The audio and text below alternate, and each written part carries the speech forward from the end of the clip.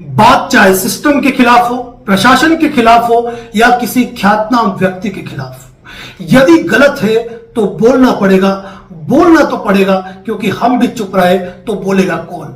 साथियों, आज एक महत्वपूर्ण टॉपिक को लेकर आपके सामने आया हूं। विद्या भवन सोसाइटी की बेशकीमती बुनियादी मदरसा शिक्षा की जमीन विक्रय कर दी गई। जहां शिक्षण संस्थान खुलने थे, जहां शिक्षा की अलग जगनी थी, वहां प्लॉट काटकर उसका व्यवसायीकरण किया जा रहा है। और इस मामले की तह तक जाने के लिए हमने सूचना के अधिकार आवेदन के अंतर्गत कार्यालय उप रजिस्ट्रार में एक आरटीआई फाइल की। आरटीआई दिनांक 24 अप्रैल 2024 को फाइल की गई और हमें कहा गया कि आपको 21 मई 2024 को सूचनाएं उपलब्ध हो जाएगी। इसके बाद हमें उप रजिस्ट्रार कार्यालय से फोन आता है और कहा जाता है कि सूचनाएं आपको कौन कौन सी चाहिए, यहां पे उपलब्ध है, आप आइए और देखिए। हम जाते हैं उप रजिस्ट्रार कार्यालय और हम देखते हैं कि वहां पर तो केवल और केवल मामूली सूचनाएं उपलब्ध है। अब जब हमने कहा कि हमें तो जो सूचनाएं चाहिए वो इसमें उपलब्ध नहीं है, तो वह कहते हैं कि हमारे कार्यालय रिकॉर्ड में यह सूचनाएं उपलब्ध नहीं है। उस वक्त हम मिलते हैं उप रजिस्ट्रार महोदय से और उप रजिस्ट्रार महोदय जब कहते हैं कि जो सूचनाएं हमारे पास उपलब्ध है वो सूचनाएं आपको उपलब्ध करवा दी जाएगी, लेकिन जो सूचनाएं आपके द्वारा मांगी जा रही है वह हमारे कार्यालय रिकॉर्ड में उपलब्ध नहीं है। इस स्थिति में हमारे द्वारा उप रजिस्ट्रार महोदय से कहा जाता है कि यदि आपके पास सूचनाएं उपलब्ध नहीं है तो सूचना के अधिकार अधिनियम के अंतर्गत, चूंकि आप नियामक संस्थान है, आप रेगुलेटिंग अथॉरिटी है, तो आप इस मैटर में जो सोसाइटी है उसको पत्र जारी कीजिए और उसकी एक कॉपी हमें भेजिए, क्योंकि जो सूचनाएं आपके पास उपलब्ध नहीं है वह सूचनाएं देने का दायित्व तो आपका बनता है और इसके लिए नियम ये कहता है कि आप सोसाइटी को लेटर जारी करेंगे।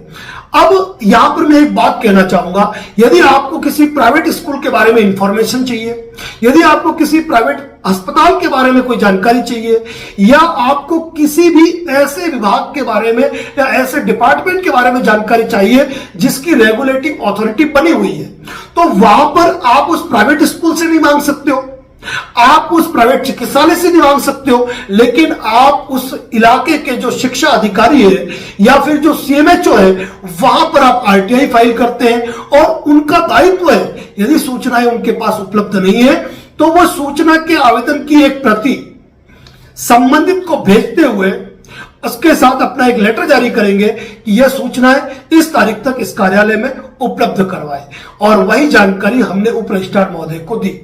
उप रजिस्ट्रार महोदय ने अपने मातहत कर्मचारी को निर्देश दिए कि ठीक है, समिति को आप नोटिस जारी कर दीजिए, को सूचनाएं उपलब्ध करवाए। इसके बाद दिनांक 16/5/2021 को हमें एक सूचना पत्र आता है और जिसमें लिखा जाता है, दुर्भाग्य इस देश का, वहां लिखा जाता है कि हमारे पास बिंदु क्रमांक 1 से लेकर बिंदु क्रमांक 3 तक की सूचनाएं हैं, बिंदु क्रमांक 4 से लेकर 16 तक की सूचनाएं कार्यालय रिकॉर्ड के अंदर मौजूद ही नहीं है। ऐसी स्थिति के अंदर जब हम वहां जाते हैं तो बिंदु क्रमांक 1 की भी सूचना उनके पास उपलब्ध नहीं थी, केवल बिंदु क्रमांक 2 और 3 की सूचनाएं उन्होंने दी।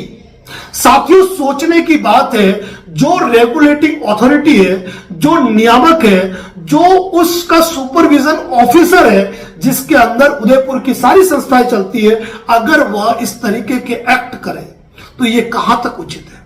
उनका काम था, उनकी ड्यूटी थी, उनकी जिम्मेदारी थी कि वे संबंधित संस्था को पत्र लिखते और उनसे सूचनाएं उपलब्ध करवाते और हमको सूचनाएं देते। यानी कि हमने 24 अप्रैल को हमने आरटीआई फाइल की, यानी कि 16 तारीख तक आपने कुछ भी नहीं किया, कुछ भी नहीं किया। आप ये समझ रहे होंगे कि लोगों को आरटीआई का नॉलेज नहीं है, आप ये जानते होंगे कि आज तक आपके चल जाता होगा, लेकिन आपने तो सूचना के अधिकार अधिनियम को ही धता बता दी। आपको जो काम करना था वो आपने किया ही नहीं। आपका दायित्व था, आपका कर्तव्य था कि इस मैटर में आप समिति को लेटर जारी करते और समिति यदि सूचनाएं आपको उपलब्ध नहीं करवाती तो आप उनके खिलाफ एक्शन लेते। लेकिन क्या पता क्यों रजिस्ट्रार महोदय जो है, उप रजिस्ट्रार महोदय है, वह विद्या भवन सोसाइटी पर इतने मेहरबान है कि उन्होंने विद्या भवन सोसाइटी को एक पत्र भी जारी नहीं किया।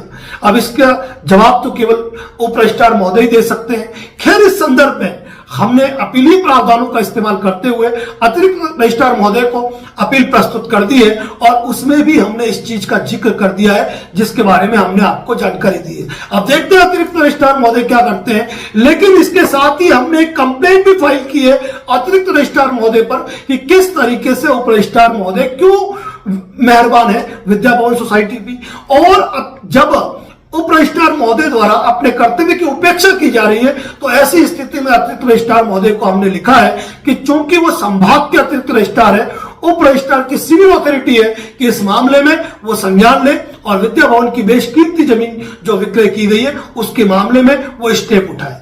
अपीलीय प्रावधानों में जो समय लगता है वो लगेगा, लेकिन अतिरिक्त रजिस्ट्रार महोदय क्या कार्रवाई करते हैं वो देखने का इश्यू है। वैसे तो साथियों, विद्या भवन सोसाइटी के मामले में हमने एक विस्तृत रिपोर्ट, विस्तृत शिकायती पत्र जिला कलेक्टर महोदय के साथ में सीएमओ पीएमओ से लेकर जितने भी आधिकारिक विभाग हैं उनको व्यक्तिगत और स्पीड पोस्ट के जरिए पहुंचा दिए।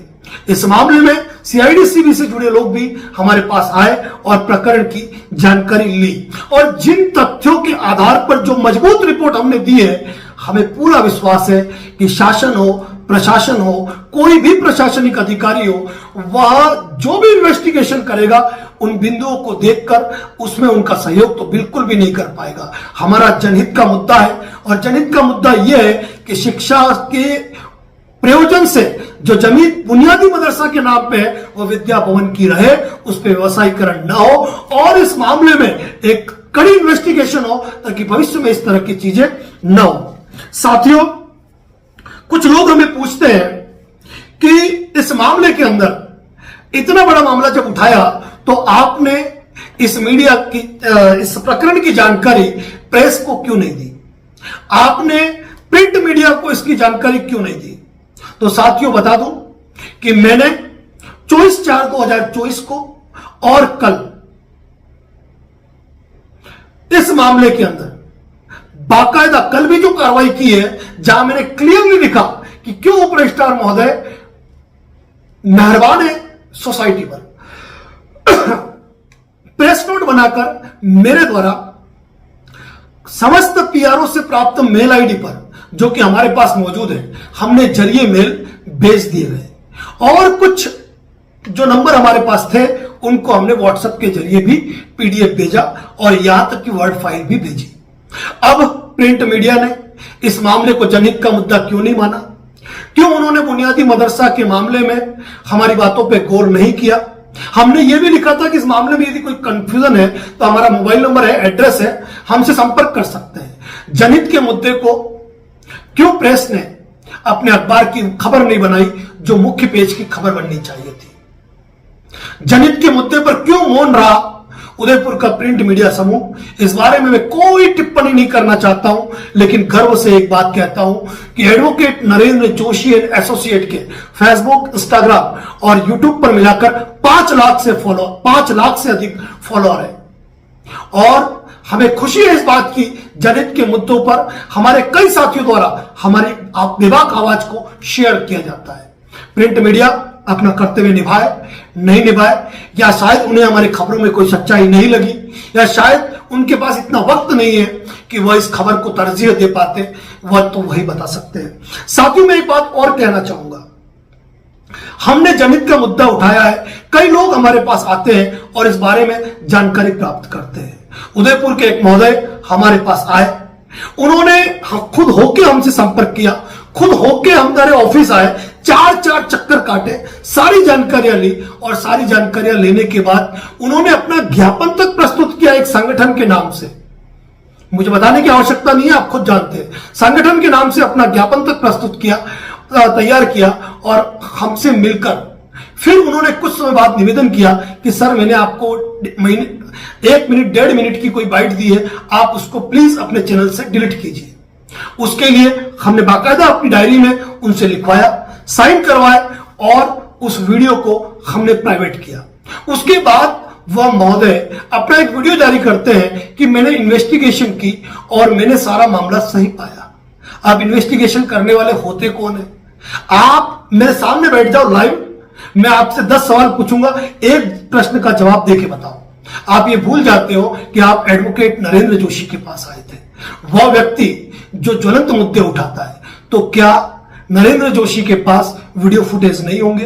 क्या फिर आपने नरेंद्र जोशी के बात की तो क्या उनके पास आपसे हुई बातचीत के कॉल रिकॉर्डिंग मौजूद नहीं होगी?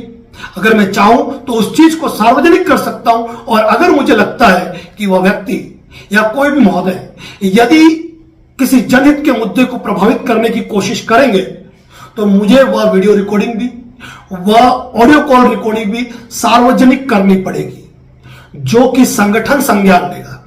उनका जो संगठन है वह खुद ब खुद जवाब लेगा, क्योंकि उन्होंने कोई बात अपने संगठन के खिलाफ भी कह दी है। लेकिन हमारा जो मुद्दा है वह फिलहाल जनहित से जुड़ा मुद्दा है। हम किसी चीज को विवाद का रूप देना नहीं चाहते हैं। हम चाहते हैं कि उदयपुर की जनता बेबाक रूप से हमारी आवाज को शेयर करे, हमें सहयोग करे, और जिन जिन प्रशासनिक अधिकारियों को हमने पत्र जारी किए हैं वह भी इस मामले में संज्ञान ले और उदयपुर के जनहित में अपनी महती भूमिका निभाए। साथियों, विद्या भवन सोसाइटी पे हमारा पार्ट 5 आपके सामने पेश है, जहां पे हमने कहा कि क्यों आखिर विभाग भी मेहरबान है विद्या भवन सोसाइटी पर। हमारी बुलंद आवाज को अगर आप शेयर करेंगे तो हमें किसी प्रिंट मीडिया के मोहताज नहीं है हम, क्योंकि जनहित की आवाज जब होगी ना तो वह ऑटोमेटिक गूंजेगी। और वह समय चला गया जब व्यक्ति को अपनी बात कहने के लिए किसी प्रिंट मीडिया का सहारा लेना पड़ता था। हम लेना चाहते हैं मीडिया साथियों का सहयोग, लेकिन यदि हमारी बात लोकल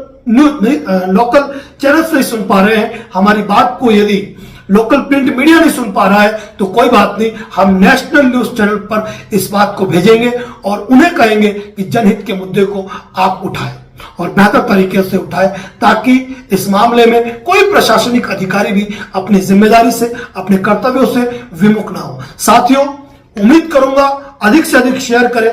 चैनल पर नए हैं तो सब्सक्राइब कीजिए, क्योंकि ये हमारा पार्ट 5 है। पूरे पार्ट 10 होंगे जब तक इस मामले के अंदर हम सफल नहीं होंगे।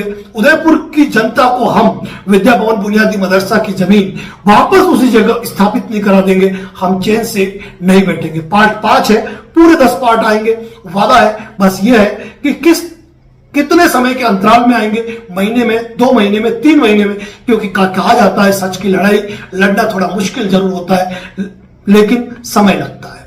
तो साथियों, मैंने जितने भी विभागीय प्रशासनिक अधिकारियों को पत्र भेजे हैं, मैं उनसे भी कहूंगा एक निश्चित समय पे बीतने के पश्चात हम आपके द्वारा किए गए कार्यों की फैक्चुअल रिपोर्ट हम जरूर मंगवाएंगे। उम्मीद करते हैं कि आप शासन प्रशासन के जितने भी अधिकारी जिसके हक में जो भी जांच आए वह ईमानदारी से पूरी करेंगे, और यदि कोई कंफ्यूजन है तो निसंदेह एडवोकेट नरेंद्र जोशी से मिलकर आप उसको क्लियर करेंगे। वैसे तो हमने हमारी शिकायत को जिस तरीके से लिखा है, किसी भी रूप से हम ये उम्मीद तो करते हैं कि हमारी फाइल क्लोज नहीं हो सकती, और क्लोज होगी ना तो साथियों, अधीनस्थ न्यायालय क्या, हाई कोर्ट क्या, सुप्रीम कोर्ट का दरवाजा भी खटखटाना पड़ा तो हम उसके लिए तैयार हैं। हमने उदयपुर की जनता से तन मन से सहयोग मांगा है, धन से नहीं मांगा है। जब धन से सहयोग मांगेंगे तो हमें उदयपुर की जनता पर भी यकीन है कि वह हमें सहयोग करेंगे यदि हमें बड़ी लड़ाई लड़नी पड़ी। धन्यवाद साथियों, जय हिंद, जय भारत, जय मेवाड़। और सिर्फ इतनी सी ही उम्मीद करता हूं, प्लीज एंड प्लीज हमें सपोर्ट करें और शेयर करें इस वीडियो को। धन्यवाद, जय हिंद, जय भारत, जय मेवाड़।